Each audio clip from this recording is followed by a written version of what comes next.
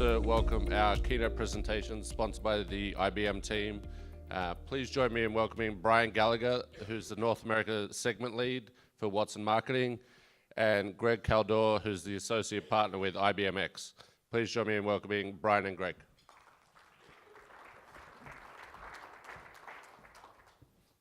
All right, good morning, everybody. Everybody hear me okay in the room? Okay. You that guy? So good morning. Thanks for coming out. Hopefully you guys had fun at the event last night. As introduced, Brian Gallagher, I run sales for our Watson Marketing portfolio of solutions across North America. And what we're going to do today is go through a couple things. And Greg, I'll let you introduce yourself in just a moment. Sure. This looks a little touchy. We're going to go through a kind of couple high-level areas, hopefully get some engagement with you guys, let you ask some questions at the end. But want to just kind of introduce myself a little bit deeper. I think it's important as we're all here today trying to figure out where we belong in this changing industry. I joined IBM a little bit over a year ago, and I spent a number of years before that at competitors, Salesforce and Adobe. And I just wanted to share a little bit about why I'm here at IBM. So, as you all know, as leaders in your space, the amount of technology and shiny objects, as we heard a lot of that phrase yesterday, with all of the changing technology in the landscape that we live in today, a lot of solutions do a lot of the same stuff. Send emails, automate your marketing campaigns, a lot of the same stuff out there. And I found myself being in a sales role that more and more we're getting to a point where we're competing at this feature functionality level where we're kind of losing sight of how can we actually drive change in our business and drive high impact in our business with the changing customer expectations we have. So fast forward a year ago, I kind of went through a thought process to figure out what is it that's changing? What's the next thing that's going to help us evolve as marketers? And for me, and we're all going to have different opinions here. Hopefully, we'll share some of our strategy and perspective on how we see artificial and augmented intelligence in the marketing landscape. But for me, one of the things that is becoming increasingly important is how do we take data? How do we uncover more about our customers? How do we derive more insights and leverage that to inform how we communicate, how we drive experiences? How do we get closer to those expectations that are continually evolving? So that's why I'm here, and we'll dig into a little bit more about that as we go. Greg? Sure. Real quick, I'm Greg Kaldor. I work for a portion of IBM called IX that you may not even realize. In my conversations the last 24 hours, it's a digital creative agency that sits within IBM. So my background's a little bit different. I never thought I'd work for IBM. I have a startup background with a couple companies, Jellyfish and Alice. We sold Jellyfish to Microsoft. I spent 4 years at Kimberly-Clark. I don't know if Tracy from KC is in here. No? So I ran e-commerce for North America for Kimberly-Clark for 4 years. And I saw some of the stuff that IBM was working on, specifically around artificial intelligence and voice and virtual reality. And I felt like that it was at a kind of a tipping point. So IX works on digital strategy, e-commerce strategy, sits on top of IBM's technology. We spend a lot of time on customer experience and design. So what I want to do today is kind of build off of Brian's background to bring you case studies, real life examples that are meant to be kind of thought starters, spark some ideas. What are other people in the space doing with AI today? No one's really got it figured out, and we're not here trying to solve it today, but more just share with you what's happening in the space and how you might be able to leverage that with your business. Okay? So to expand on that a little bit, we're not going to talk too much about products technology today. Clearly, if you guys want to have some conversations at that kind of level, we'll be here the rest of the day today as well. But what we want to do is we're going to start off by talking about a study our IBM Institute for Business Value did last year. And we're going to walk through some findings that we uncovered and kind of get a show of hands, a couple questions we'll ask you guys and see if that's ringing true in your ears. We'll talk a little about where we see AI fitting into the industry, what it is, Again, I'd love to hear feedback from you guys to see if that's the same perspective you have in terms of not only what AI is, but where it's going. And then we're going to then segue into what we see as the 4 pillars to drive success in this transformational time with artificial intelligence as well. And Greg kind of alluded to how we'll do that. So to start, I mentioned we did a study last year. We've got copies of this at our desk in the other room. Feel free to come by and grab one. There's some really interesting information in here. But what's really interesting to me is 2 things. We surveyed a lot of leaders, so over 12,000 C-level leaders, a lot of great information. But what we also did, and you'll see these underlined kind of themes right here, we actually used our Watson technology to review all of this data and bring back themes, different types of archetypes of individuals that responded to these surveys and conversations. And we use an API called natural language selection to do that. So using our technology to look at the data behind something as simple as a study. And what's interesting to me, and we had some conversations about this last night at dinner, I think it was probably about a decade or more ago where we were all hearing this idea of digital transformation. And here we are now, again, 10 years later, going through another digital transformation in a lot of industries. And I think what's interesting is that you see here it says 3 out of every 4 say driving digital reinvention is increasingly vital for their success. So that means something different, I think, to each of you potentially. But what is true across the board is this idea of a customer-centric culture. I don't think I've talked to anybody in the last several years that would say something different than we're hyper-focused on our customers and driving that customer experience. So we'll talk a little bit about how we engage at that level through artificial intelligence as well. So before we dive in, we'd like to get a show of hands on a couple key themes that you just saw on the last slides. The first one, championing a customer-centric corporate culture across the enterprise. How many of you in the room today have that as a priority for this next year? Okay. What about demonstrating return on investment for marketing initiatives? Probably quite a few hands for that one. Increasing sales revenue, probably quite a few hands for that one, I would assume. Omni-channel customer experiences. Okay. And then the last one, reinventing customer experience through digital innovation. Okay. Reason I asked you that is a couple things. 2 slides, we'll kind of talk a little bit about those responses that we saw in here. And the feedback you guys gave me is fairly similar. So the way we look at this, there's 2 sides to all of this change in growth. With those different tactics that we're talking about, I think obviously you all raised your hands on a couple key ones. Increasing sales or revenue. Everyone wants a great return on their marketing technology and the investments they make there. That's no surprise.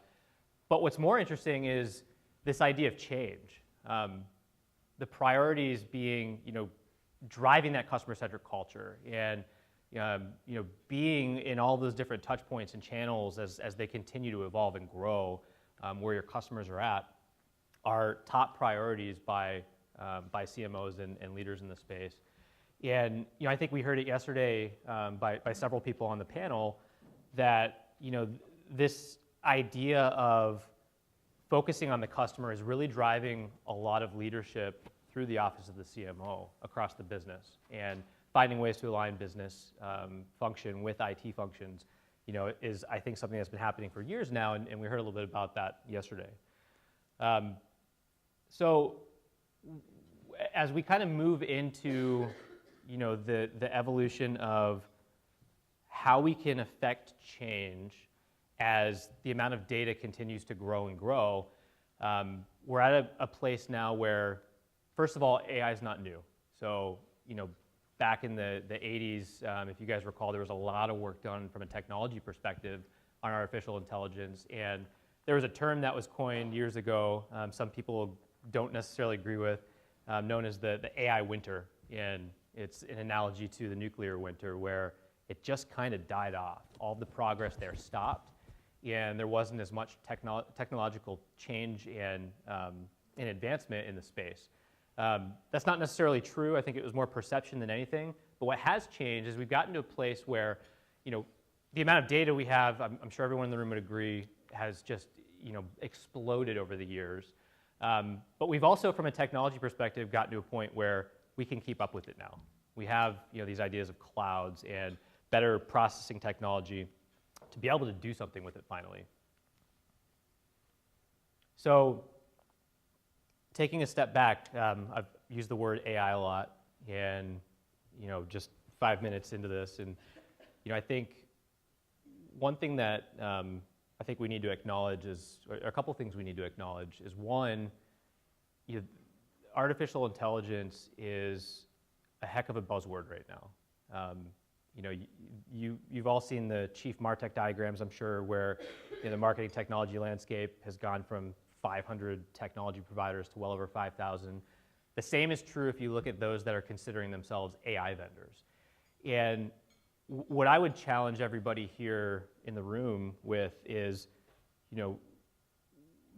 artificial intelligence has some very specific characteristics and traits, and these are the ones that we focus on. So, first being able to understand, and you also hear the term cognitive a lot, where we relate it to the human function of the brain, and that's an important piece because being able to actually understand data, not just have the data and say, okay, this flag says true or false, this customer fits into this segment, but actually understand all of that data together and how it's related, similar to how a human would understand data. What's the sentiment of that word? What's the sentiment of that word, but also in the context of an entire phrase or sentence or an entire pamphlet and study that was done.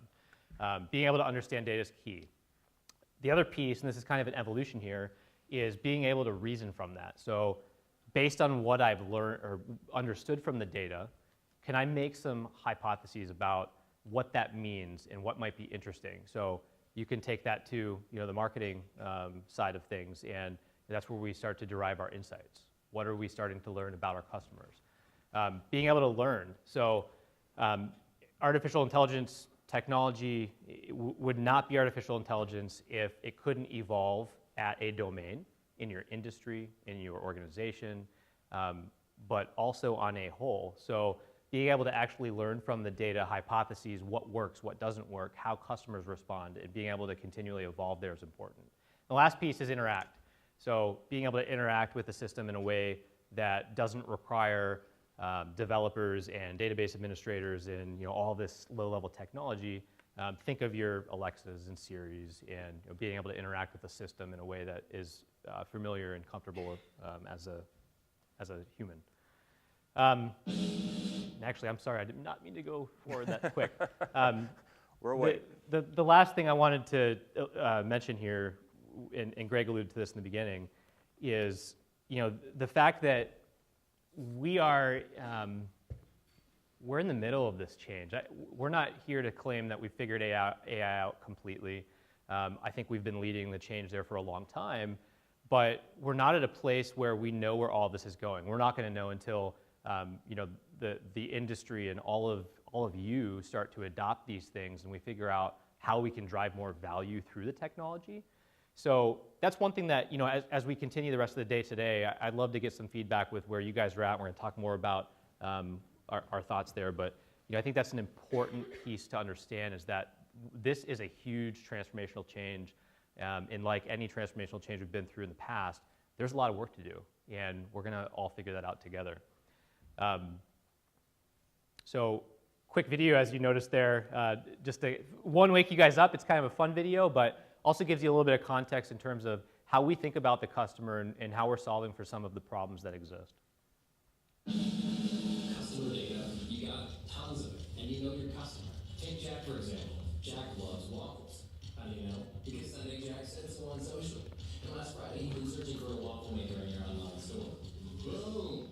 Now you're ready to talk to him. Because you know Jack. Except Jack was actually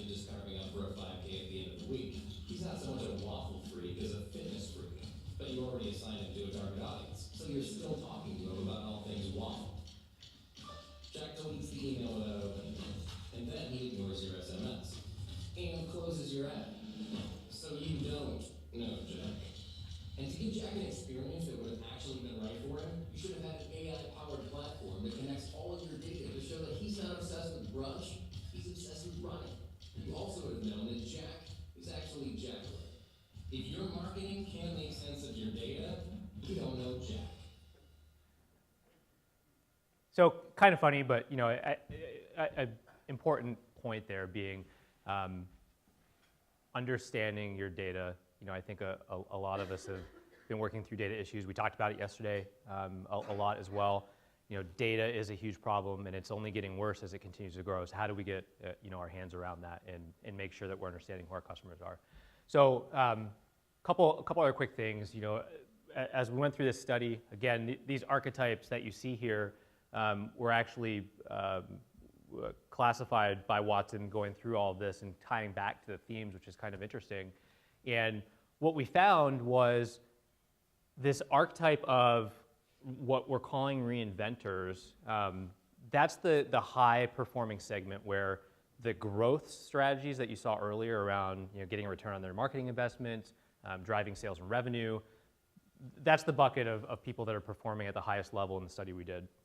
And what's more interesting, however, is as you look across that, where you're seeing that growth, where you're seeing high profitability, and where, for me, the most important part and relevant to today is where we're seeing a lot of innovation being led is in this group or archetype of individuals and leaders that are performing better in their industries as well. So what we're going to do is segue here to kind of make this a little bit real and explain what I've been talking about. So the way we try and disseminate this down into actionable areas is through these 4 pillars. So the first being making room for it in your strategy. And the reason we focus on something as simple as making room for it is tied back to what you'll see in number 4 there as well. And I won't spoil the fun on that one, but the whole point being is we've got to start thinking about it. We've got to start figuring out where it does fit in. And to kind of segue into this, interesting statistic. So 74% on both sides of this, which is interesting as well, 74% surveyed executives say AI will fundamentally change the way they adopt customer experience. And they also say that AI is going to change how customers view their brand. Behind this, though, and more interestingly, only 41% of executives have some sort of AI strategy, not necessarily in practice today, but a strategy. We're going to do this in 6 months. We're going to do this in 12 months. So a big gap. I kind of correlate this to the customer gap or customer divide, as you guys may have heard over the years, where consumer expectations are here, and a lot of executives across industries think that their experiences are pretty similar, but in reality, customers are saying you're not providing the experience I want. So, similar in that, I think there's an opportunity for everybody to figure out, how to bridge that gap and start to drive more understanding.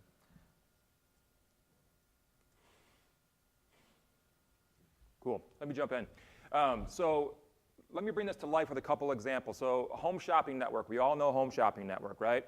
Massive retailer built on really a TV platform originally. We've all maybe been flipping around late at night, stumbled upon it. And what they realized over time is their different channels from laptop, tablet, mobile, and TV, they were all disconnected from a marketing strategy standpoint. So the storytelling that was driving some of the results on TV, the learnings from that, they were having a hard time applying to mobile, laptop, et cetera. So I'll share an example, right? This is just purely hypothetical because I would never buy a random garage organizer, right? Just hypothetically only. So, I'm flipping around. It's 10 p.m. on Thursday night, and sure enough, this person is talking about, get the clutter out of your garage, right? Get all your rakes and your shovels and your soccer balls loaded up. So let's just pretend I bought the thing. It's now in my garage. So before home shopping network started leveraging cognitive and AI technology, when I went to my mobile device, there's no connection there. And actually, Home Shopping Network knows some things about me. They might know I own a house, right? I'm raking my yard. I have kids, right? I've got soccer balls. And so what they started to do is take the information from the storytelling and some of the learnings and apply through machine learning into their business and their other channels. So just an example of how what was a disparate marketing strategy has now been kind of transformed to take their traditional storytelling to other parts of their business. The results, much stronger view, improved click-through rates, faster decision making. They found a lot of I mean, you're there, it's like you're waiting, it's like, oh, there's only 5 left, now there's 2 left, and so people are starting to react a little bit quicker, especially on the other devices. Okay?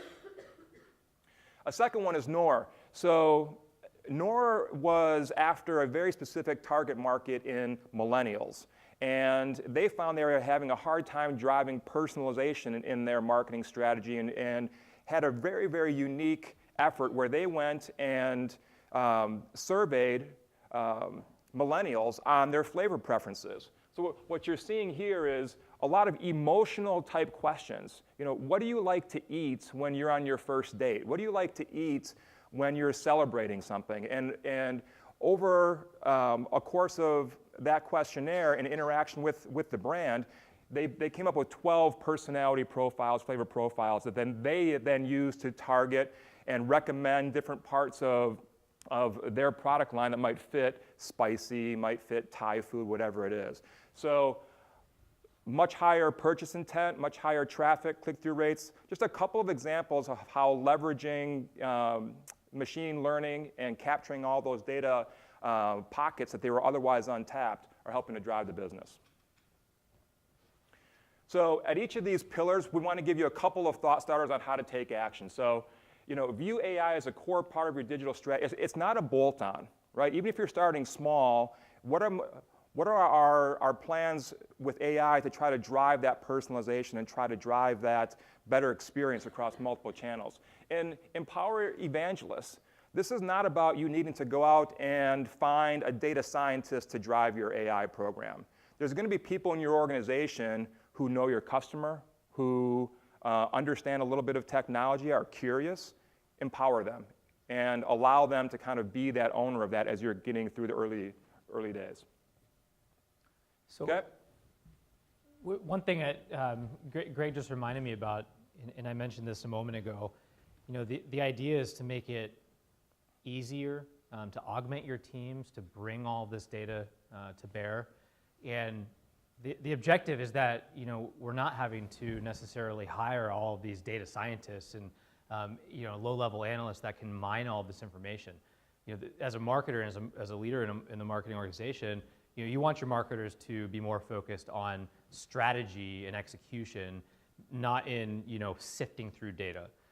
So, you know, one thing that might be interesting to you guys, we actually have around 15,000 data scientists at IBM, 100% focused on building out our AI strategy in Watson Marketing. So, point being there is, you know, I think let the industry, as we continue to evolve, do the heavy lifting on how we can bring you know, fruitful information from the data that you guys have and continue to grow upon going forward.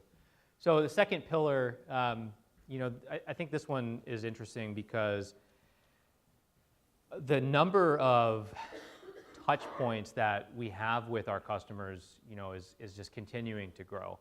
You think about, you know, the reason IoT exists and things like sensors and you know, VR as a channel now. I've actually spoken with marketers that look at VR as a channel. It's continuing to evolve, and it's an opportunity for us because, you know, those interactions are becoming more real time, but not only are the interactions, you know, becoming more real time with brands, but we're actually able to continually evolve in real time with our understanding of how those experiences are going. You know, was it a positive experience? Was it a negative experience when they called into the call center? Can we take that information and immediately make it actionable and do something with it? So being able to pull those contextual insights back, you know, someone calls into the call center and they, you know because of the terms they use and the inflection of their voice, that they had a really tough time and the call didn't end well, that's great information to know if you're going to be following up with other experiences down the road. So being able to iterate on that as fast as possible becomes very important. And if you think about, the spectrum of what that could mean for us, you guys may have heard this figure before, but 80% of data is unstructured, and data that is dark. We don't have access to it, or if we do have access to it, we don't know how to use it, and it's just massive. So, a customer service call is an example of that, and there's lots of examples, but how do we start using that information? Because, not all of it's going to be actionable or useful, but a whole heck of a lot of it is. So, a couple things, just kind of coming back to, hearing from you guys a little bit.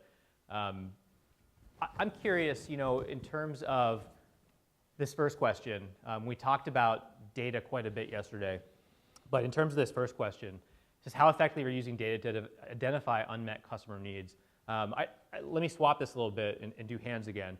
How many of you believe you're using data to identify unmet customer needs today? Okay. What about integrating data from multiple sources? We heard about this yesterday. I think we did hands yesterday on this question too. But if you think you're doing that really well. Okay. Translating data into actionable insights. It's maybe a tough one.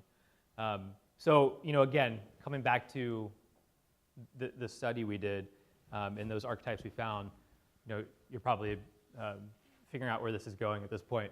But those that we consider reinventors that are performing well, they are doing these things. Perhaps some of you raising your hand, fall into that category.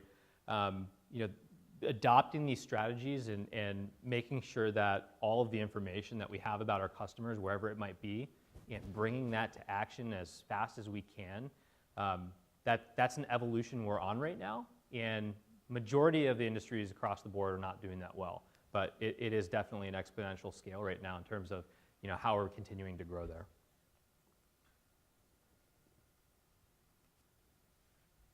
All right, a couple examples. So I'm going to talk about Metlife. I'm going to talk about the Atlanta Falcons. So I apologize because I heard you hate football yesterday, but bear with me. The theme here, again, Brian was talking about how do you capture massive amounts of data integrated into what should be a better experience. So Metlife had a situation, a very manual process, took a long time, I think they had 7 or 8 different forms that they needed to kind of walk the client through. It took weeks to kind of build this, right? Risk profile, financial background, all these types of things.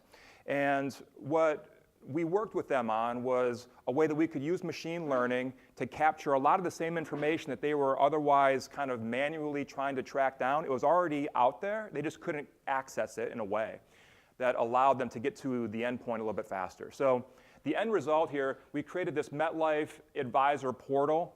The customer experience, not only from the agent, went through the roof, because they took what was a weeks-long process and got down to days, sometimes hours. And then from the client side, from the consumer side, a much better experience, not being forced to kind of walk through these kind of what I would call interviews and filling out forms, those types of things. So a way to kind of get to a much better experience through technology. Atlanta Falcons, I really like this one. So Arthur Blank, the owner of the Falcons, came to IBM and said, I want to completely transform the game day experience, right? Hopefully a bunch of sports fans in here.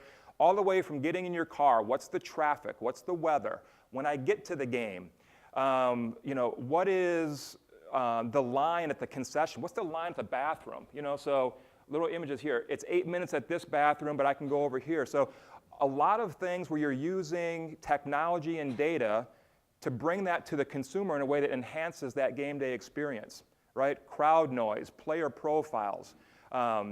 It's a very, very exciting project, and I want to share a video on this. Arthur was challenging his leadership team to ensure that every decision we made was going to provide the best possible fan experience 10 years from now, 15 years from now, 20 years from now. This isn't about having the Final Four in the Super Bowl once. That's having a relevant stadium that has continued to be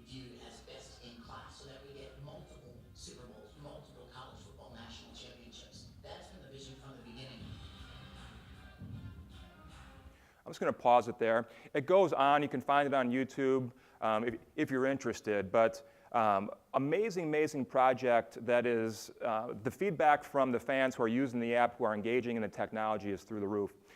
One thing I want to add to that, Dave and I were talking yesterday, we're doing some really exciting things with the Masters as well as the US Open. So, I'll use an example. I love Ricky Fowler, right? Ricky was just playing at the Masters, didn't win, unfortunately, but I can customize my experience through the app, identify Ricky as my favorite player, and through some of the unstructured data inputs that Brian was talking about, crowd noise, player reaction, fist pumps, whatever that is, Watson can capture that, build a personal highlight reel for me and my favorite player.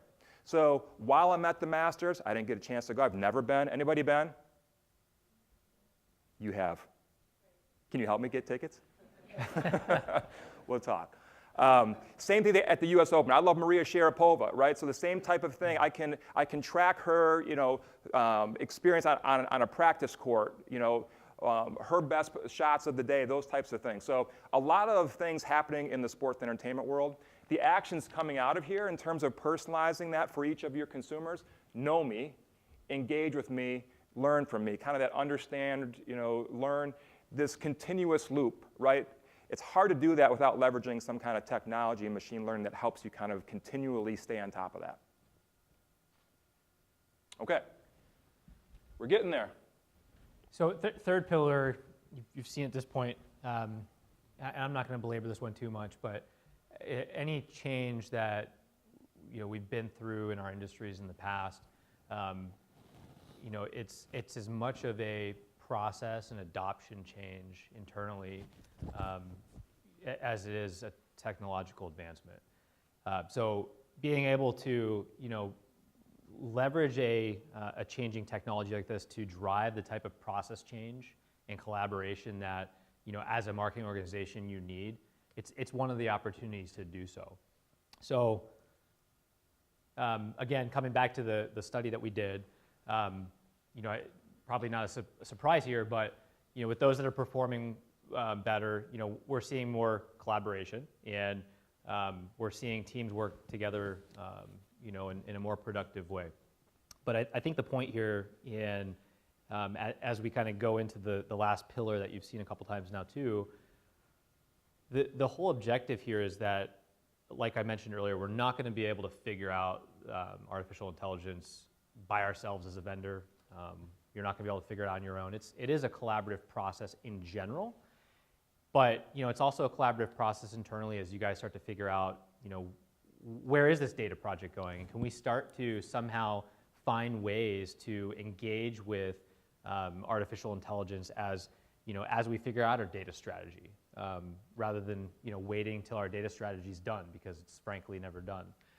So very important in a I kind of see artificial intelligence as a focal point to start to drive some of that change. I think I just have one slide here, so you can hold the clicker. Sure. If you don't mind. So the challenge here is pretty common. I had a bunch of conversations, and I live this at Kimberly-Clark, right? The silos in the organization. Who owns AI? That's a marketing tool. When I was at KC, the supply chain guys like, you guys go do your fun thing over there. Performance Bike was having the same type of challenges. Kind of a legacy, super successful company, but traditional channels, kind of a high involvement category, right? Maybe $1,000, multiple $1,000 bike. And what they found is they had no digital roots. Their customer experience was reactive. Their supply chain was pretty basic. And to kind of make a long story short, they were having a hard time understanding the consumer journey. What's the research happening on our website or throughout the web? And how does that inform the in-store experience? Because Performance Bike, what they were understanding, but they didn't access the data, is a bunch of research. Then he or she comes into the store, and it's kind of like starting from scratch. And that consumer would love to be able to walk in and say, no, I've already kind of picked out the components and the brakes and what I'm interested in, and I don't want to start over.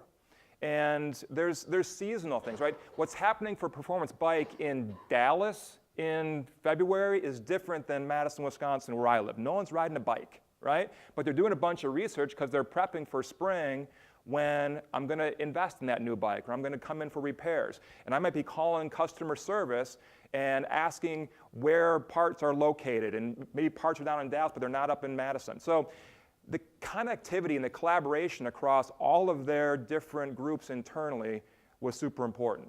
So kind of cut to the chase, we're seeing tremendous results from them leveraging Watson, machine learning, capturing all these different touch points along that consumer journey, integrating it into a unified plan that is driving traffic, net promoter scores.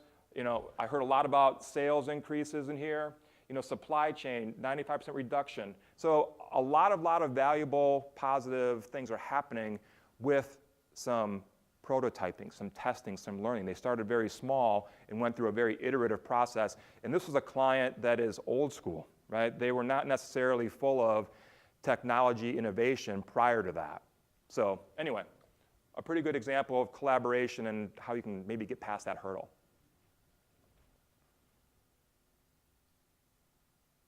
Take actions from here.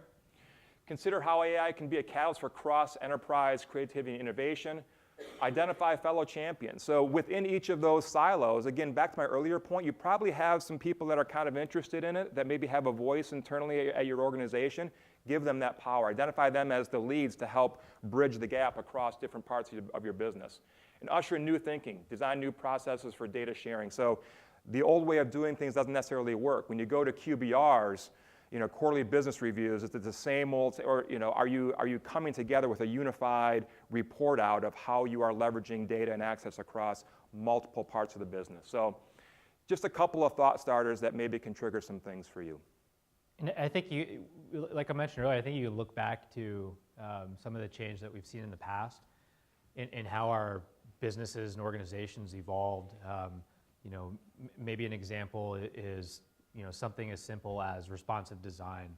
When those sort of technologies started coming out, I think there were champions and people that began to learn about that technology just because it was cool and different and a new shiny object. But at the same time, that only became a key strategy to all of our mobile and web experiences today, because there was a customer need and there was customer expectations. And marketing and customer experience teams largely led the evolution of change there, which is a big part of our strategies today. So I think it's important to find all the different places from a data perspective, from a customer experience perspective, and a creative and design perspective. What is it we're trying to get to, and how do we find ways to continue to make data more actionable? And that's a collaboration process, like Greg said, more as much as it is a technology consideration. And that brings us to our last piece here. So again, there's not an AI silver bullet today. I could stand up here and talk about all the artificial intelligence in our products and the APIs. Some of them are very cool. Greg mentioned things like visual recognition, some really cool stuff out there. But I think what we were hoping to accomplish today was talk a little bit more about how do we make this actionable. It is a confusing topic. It's a big buzzword. There are a lot of vendors out there that claim to do some sort of AI. Vast majority of them have some sort of optimization algorithm for advertising, for very specific, hero image on your website, whatever it might be. But it's a broad topic solving big problems. So everybody's going to find, I think, as they collaborate through this process, everyone's going to find a different place to start. That's going to have some sort of impact and start to evolve that change process. Cool. So I don't have a case study for this last one, but everyone that I showed you did this. They all started small, right? So the 5 or 6 that we've walked through, here's the common thing that we're seeing. So half of companies surveyed, from what Brian was talking about, are taking some kind of action. But what's interesting to me is half of the half are kind of piloting, implementing, early days, okay? So we've been talking a lot about kind of customer experience today, but insights and automation are kind of other elements that we're seeing across AI right now. The new focus is kind of falling into those buckets. That's what we're seeing from the feedback that we're getting from our research. CX strategy, employee skill sets. Today's employee, needs to bring to the table a little bit different skill set than yesterday, all right? And that's going to happen over time. The next wave of we're seeing some things around, of these IoT, chatbots, robots. I was talking to somebody yesterday. We were doing some things for 800 Flowers around kind of a virtual assistant, right? How do you bring that best associate in a brick and mortar store, how do you bring that personality online to help make recommendations and guide through the gift finding process, but with Watson?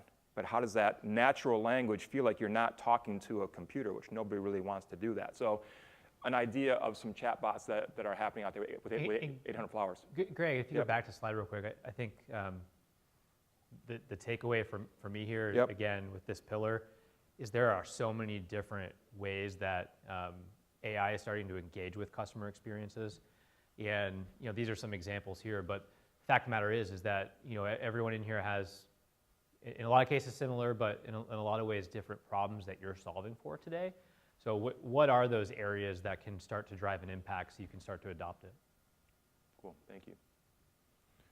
So new ways to work. One slide kind of on some of the things that IBM is doing to react and get in front of some of the demand that we're seeing from clients and the trends that we see.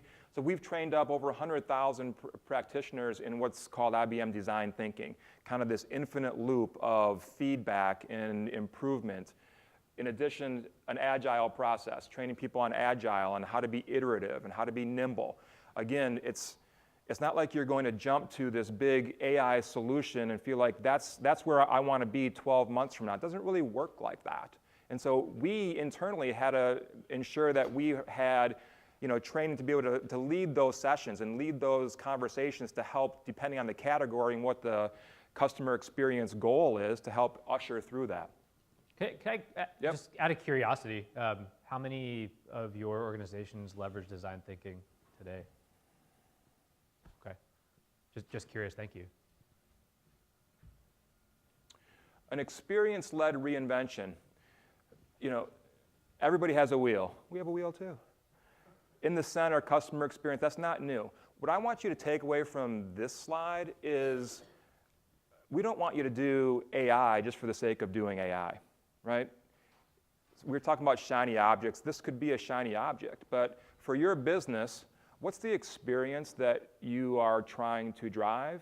And around that, maybe there's new focuses, there's new expertise, there's new ways. And then around the outside is kind of, it's technology. The technology just enables the consumer experience. So as we start engaging with clients that I walk through, whether it be the Falcons or Metlife or Home Shopping Network, you always start here. What's the experience today? What's good about it? What's bad about it? Stakeholder interviews. Get feedback, and make sure we understand both sides. What are we solving for? We're not just, doing AI because it's like I can check that box and go to my board of directors and say, yeah, we're doing it, right?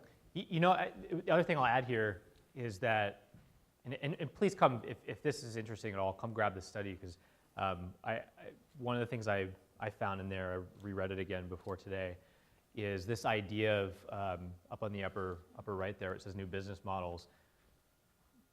AI aside, I think the biggest change that's happening right now is, the customer expectations. Customer is always at the center these days. For any tech vendor you talk to, any brand or business, in this room, customer we're hyper focused, and the customer is changing as well. You look at millennials and Gen Z and all of these changing things that you're all aware of. We can't keep up with existing business processes. That's what's really changing. And the only way we can keep up through that change is by finding ways to leverage the data. But data's changing too. You got GDPR and all of these things that are happening, that I won't talk about in any detail right now, but lots of things that are happening that are making the marketplace much more vigilant about what data they put out there and what you can do with it. And you think about things like blockchain. I talked to a few of you the past day about blockchain, and it's another buzzword in some ways, but it's also very confusing. But this is, I'm glad this is on here because this is another big piece. It just talks about how we have to change the way we communicate. And blockchain is a term that a lot of people think is so focused on financial institutions, and we kind of saw that yesterday with some of the feedback you had. But it's another way that's really changing our business processes. How do we make data more private, but also make it less private and transparent? And all of that is going to affect how we market and drive experiences to customers as well. So business processes are changing in a big way. So the last take action, pretty straightforward. Encourage pilots, reward innovators, use agile design thinking. I kind of like this one.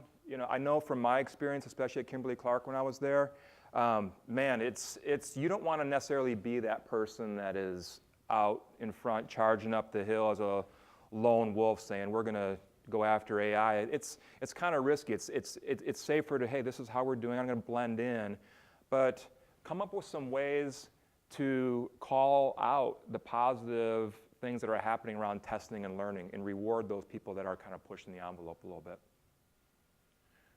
All right, we're up against the clock. Brian, we got about 3-4 minutes, but. Yeah, there's a lot of text on here. Yep. Let's just do this. Any questions, feedback? I'm curious, and I think having been to these events before, what's really nice is the collaboration and kind of learning together, and that was our intention, was to kind of talk about where IBM sees all of this, but it is a changing industry right now. So I'm curious, in the room, if anybody has any strong opinions about AI in their business and the changing landscape of business processes. Does anybody have any feedback? Are you using this today? Agree with what we're talking about? Disagree? Anything at all? Or questions? Yeah. Have you tried it? Early days, yeah?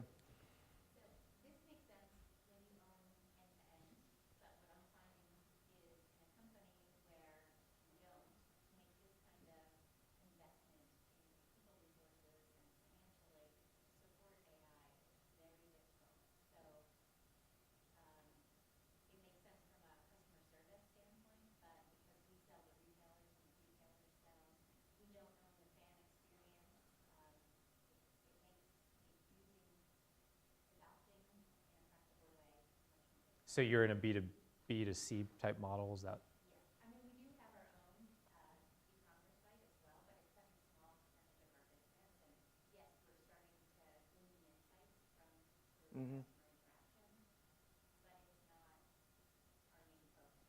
Can I take a crack, Brian, real quick? Yeah, please. So it's a great question. What I'm hearing from your question is you don't own end-to-end, so like who's got the D on this sometimes, and like who's got the dollars to invest in it? My experience, it's got to start with some form of a business case, some form of a business strategy to say, hey, listen, here's what we think this can look like from a consumer experience. Here's maybe some of the lifts that we think we can get from, top line, call it what it is. Someone's got to scratch the check on it, but start small. As I was working with Amazon at Kimberly-Clark, they have these 2 pizza teams that maybe you've read in, the Everything Store, but that's exactly what they do. They have no more than $1 million invested in any one thing at any one time, but they've got 10 or 12 different projects going at the same time. And not until they start to get a little bit of traction and feel something grabbing hold where they kind of throw gas on it. So, Amazon is a very disruptive company, but they're very smart with starting small, and even though they're massive, they don't get ahead of their ski tips. And everything that they do starts with the press release. Why is this interesting to the consumer? And if the press release sucks, they don't do it, because that's kind of that doing something just for the sake of doing it, but it's supported by that business case and that financial model within a small team in charge of being a part of that design thinking, agile, early days process. So that's my experience with kind of, nobody owns end to end. Maybe the CEO. And I would just acknowledge that, to your point, it's not always very straightforward with, how you can affect customer experience, or in your business model, if it applies, where it applies. That's a real question right now. So I think we're up against it. All right. Well, we really appreciate the time. I know we're going to be meeting with several of you today, but if any of the rest of you would like to continue the conversation, please stop by and find us in the hall. So thank you very much. Thank you.